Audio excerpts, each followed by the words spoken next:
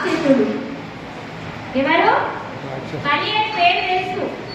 ఆయన ఎవరు అంటే దేవుడు కాదు, రాక్షసుడు. అందుకే మనందరి లోపల ఏమున్నాయి గుణాలు?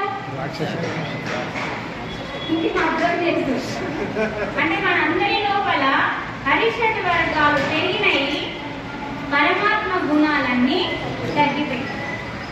అందుకే మన లోపల కామ క్రోధ లోభ మోహ మదమాశ్చర్యాలన్నీ పెరుగుతూనే ఉన్నాయి. వాటిని తొలగించడానికి అంతర్మదనం జరగడానికే మనం ధ్యానం చేయాలి.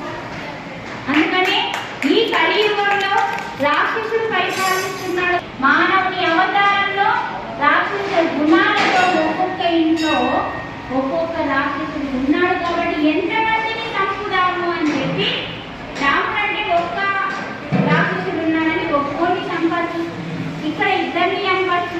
కానీ ఎంతమందిని చంపుతావు కలియుగంలో అని చెప్పి మనిషిని కాదు చంపాల్సింది, మనిషిలోని అజ్ఞానాన్ని, మనిషిలోని అజ్ఞానాన్ని, రాక్షస గుణాలని చంపాలి. మరి